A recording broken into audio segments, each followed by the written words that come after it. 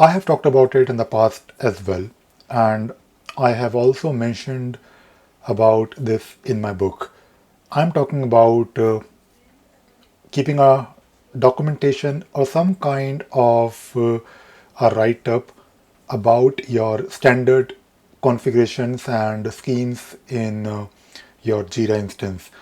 If you are a new organization and you're trying to use Jira for the very first time, then it makes sense to just start using Jira with the default configurations, or there are different templates that will help you get started with what all you can do with Jira.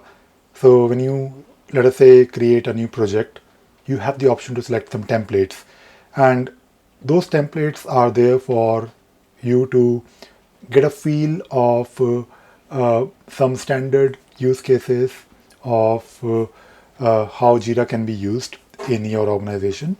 Now, when you are sure about using Jira in your company for your teams, you may, of course, want to customize it further.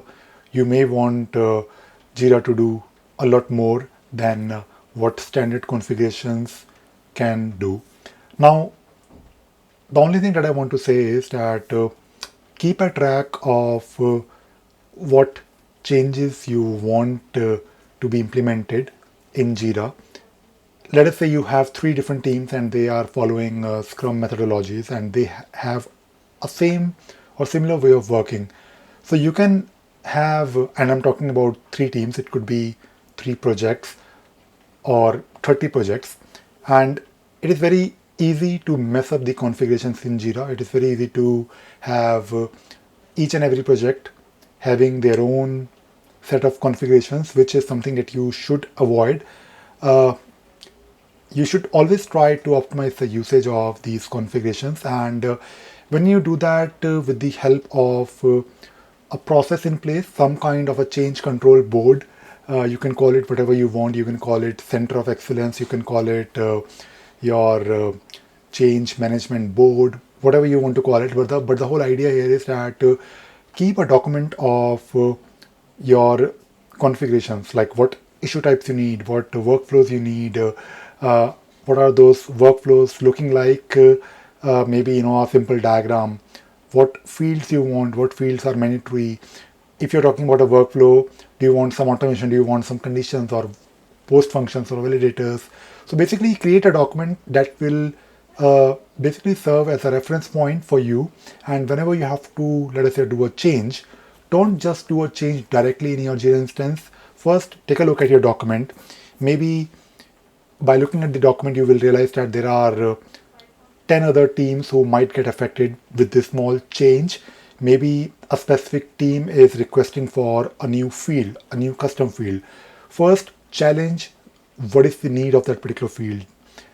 Can you maybe use something else, some other existing field?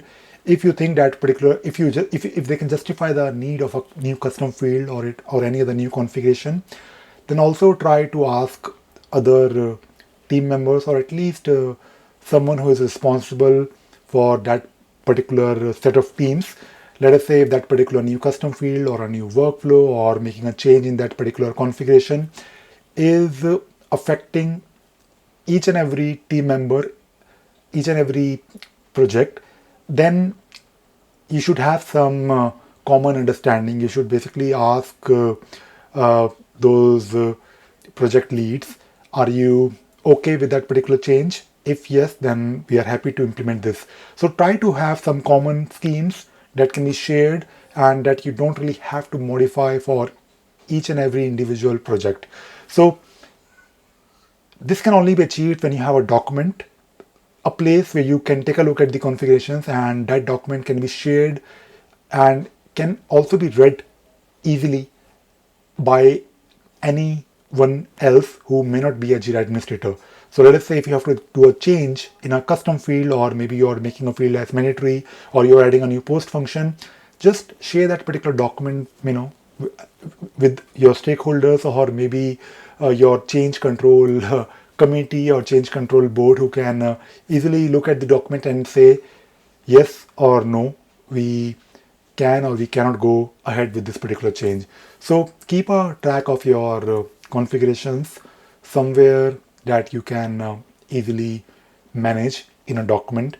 I personally prefer a spreadsheet, which for me, of course, it is easy. I can easily read it, but it could be a simple page in your Confluence space or a document. So this is all I wanted to share in this video. I hope you enjoyed watching this video and you learned something new today. Thank you very much.